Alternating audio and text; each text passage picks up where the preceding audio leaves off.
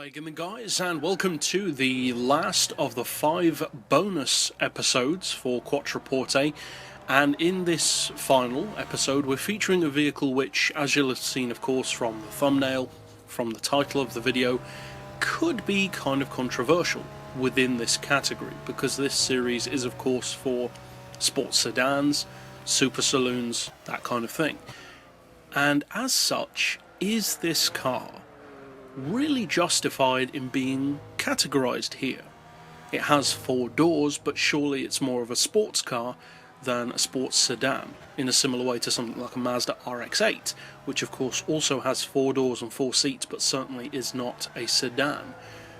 Well, I would say that it is, and so would Polyphony, because in the information write-up about this car, right at the end of that information, this is described as a futuristic sports sedan. It's also described as an alternative sports car, so it does in a very similar way what the RX-8 does. But whereas the RX-8 has the practicality of a sedan in a sports car body, the Dualnote, or the Acura DN-X version, kind of do the opposite. The RX-8 is the sports car with a sedan's abilities, whereas the Dualnote is a sedan with a sports car's abilities. It blurs the line in kind of an opposite way. Now this car is quite interesting from a spec, performance and ability point of view. Both versions of it are of course concept cars. They both cost 750,000 credits, and the Acura version does have a slightly higher PP. You can also, it is to be noted, change the colour on the Acura version as well. And that is very important for some people, myself included, because you cannot repaint this car. So if you want to have the option of red, I would buy the Acura version. Overall though, I personally prefer the Honda, just because I like Honda more as a brand. If you prefer to be able to have a different colour, then the Acura version is obviously the choice for you. Now 750 grand is a lot. That's one of the most expensive cars in this entire series, if not the most expensive. So what do you get? Well, you get all-wheel drive. You get a 3.5 litre naturally aspirated engine combined with electric power to make it a hybrid. You're looking fully tuned at 576 horsepower, perhaps not quite as much as it deserves, but that's roughly the kind of territory as something like an Evo or an Impreza or some others, and that's not too bad. The fact that it is all-wheel drive could also potentially make it even better, and I'm not sure if Polyphony factors in the electric power into its total power. I know with some other vehicles they don't do that, so that may well be the case with this car. You may actually be looking at something more like 600 or even 650 horsepower, maybe even more. Overall though, it's rated at 576 and 367 foot-pounds of torque. Now the car is all-wheel drive, as we said, and it's not a small car, so the weight could be good, or it could be not so good. In the case of this car, I would say it is pretty good. 1152 kilos is perfectly decent. That weighs a similar amount as some Mitsubishi Evos, for instance, and the horsepower per tonne sits at exactly 500, which is of course not bad at all.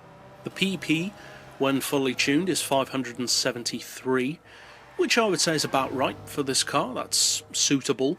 And this does have some very notable advantages, but also, in particular, one potential disadvantage over something like an Evo or an Impreza, which are probably this car's main rivals. Now, the main advantage of this car, not just, to be honest, over Evos and Imprezas, but also over other sedans, especially ones with similar power, is just how quick it is in a straight line.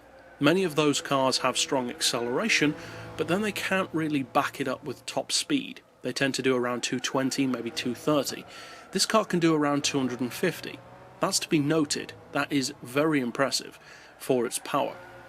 Now, as far as acceleration, it's not quite as quick as some other sedans, especially more powerful ones, of course, but the acceleration, I would say, is good enough. It doesn't necessarily feel as quick as it is, and that doesn't really help.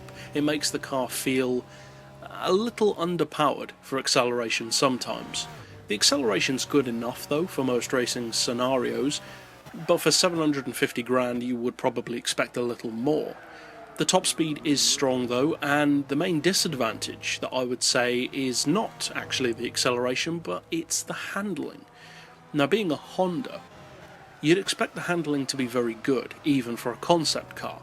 The Civics, Integras, Preludes, S2000s, NSXs, and pretty much everything in between are great examples of good handling performance cars, so surely this car would be good as well, as would the Acura version.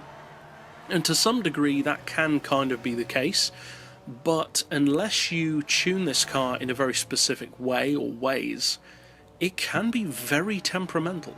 This can be a very slippery car, a very twitchy car at high speeds. It has a tendency to weave all over the road at high speeds, like a GT by Citroën or a Jaguar XJ220, though admittedly not quite as bad as those cars. And you really do have to set this car up very carefully. This is not the kind of car that you can just take out to the track with any settings you want and just give a great lap. It really isn't. The handling is actually shockingly bad sometimes when you tune it in certain ways that would be perfectly fine on other cars. It's very, very temperamental. Now, if you set it up correctly, it can be very quick. But you do need to know, going into owning this car, just how, not necessarily bad, but how challenging the overall drivability can be. The car feels like it doesn't necessarily have as much grip as it should at all times. Overall though, it's a very interesting alternative to many of the more mainstream high-end sports saloons and even some super saloons. For 750 grand, it's a lot to pay out, and that's probably one of the main reasons why more people don't use them. But if you are a fan of stuff that's different, a very striking looking model, and you need that kind of top speed, the Dualnote or the DN-X is worth a look. But that's it for this final episode of Quattroporte. I'll see you guys next time, and as always, thanks for watching.